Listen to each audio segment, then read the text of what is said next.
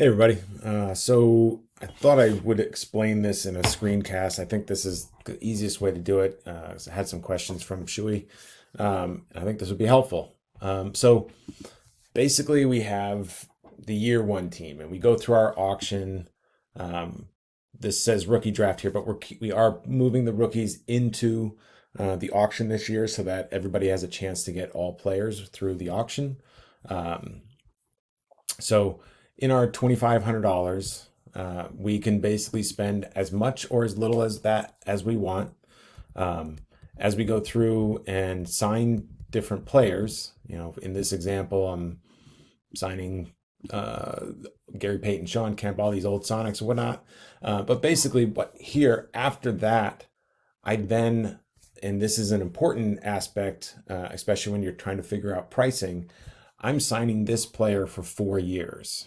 So, in theory, I'm basically paying this player $175 per year.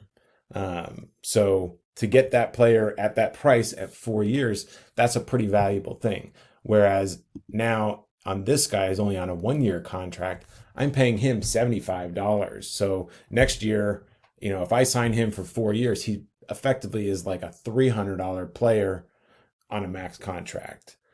So kind of weighing that how much you're paying per year of the contract is really important.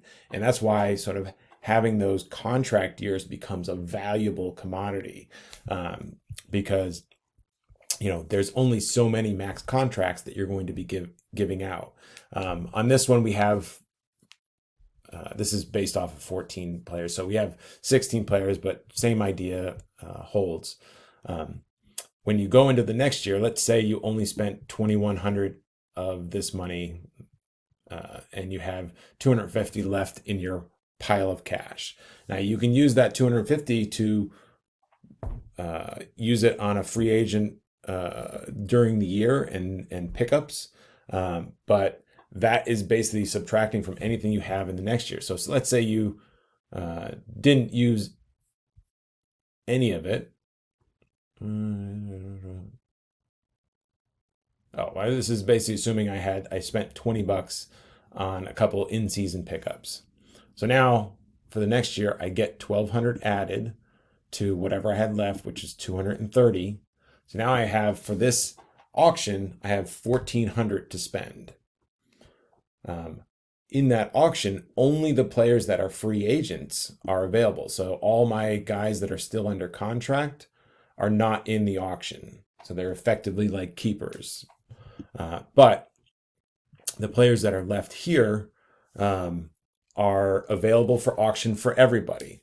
But if I owned Hersey Hawkins last year and somebody bids him up to $100, I have the option to say, yes, I'll match that. So those are effectively like bird rights if you're thinking of NBA salary kind of thing. So you always have the chance to keep your own players if you choose, but at basically market rates. Now, if somebody on this one, Kendall Gill, I don't remember what he was before, but let's say, somebody wanted him and said, I'll pay up to $10. Again, you have the option to match that.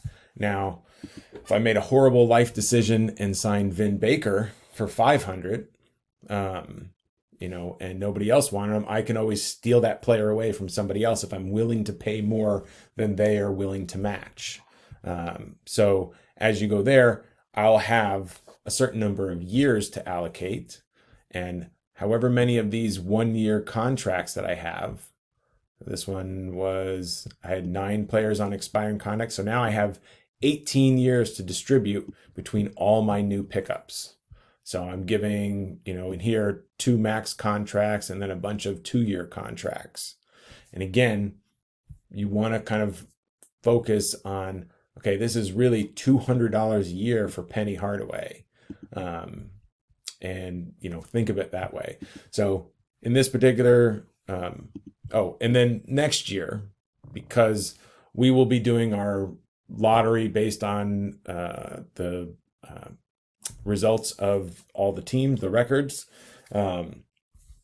And there's a couple extra ways to get extra lottery balls by winning the consolation bracket and things like that. But these guys you get to draft and pay, $0 out of your pile of cash.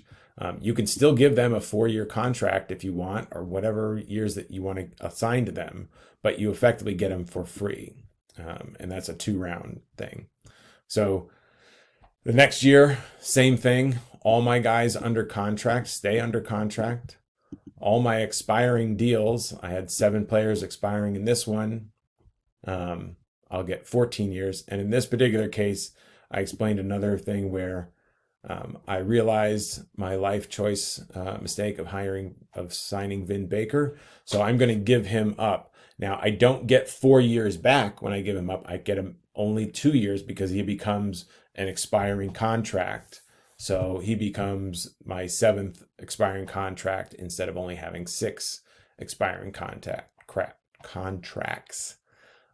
So I get 14 years to distribute between 1, 2, 3, 4, 5, 6, 7 players. So again, I'm signing another couple max contracts, maybe a 2-year contract here. If I wanted to do, all 2-year ones, I can give more 2-year contracts to everybody. That all depends on how you want to distribute those contract years. And so really there's 2 big kind of resource management things that you're dealing with is how many contract years you can allocate and how much dollars you have to spend on those people, whether it's throughout the year or not. And it is a valid strategy if you wanted to basically, instead in this auction, wait until the end of the auction and do $0, bids on the auction and just, get a bunch of scrubs on a 1-year contract and, develop, the younger players that you can keep under contract for a longer amount of time and save your money and have, $4,000 to spend in next year's auction. So it all depends on how much, how you want to sort of structure your team. But again, contract years and the dollars that you're spending per contract per year that you have that player under contract are super important. All right. Sorry for the rambling. Let's get it done here. And if you have any questions, always just let me know.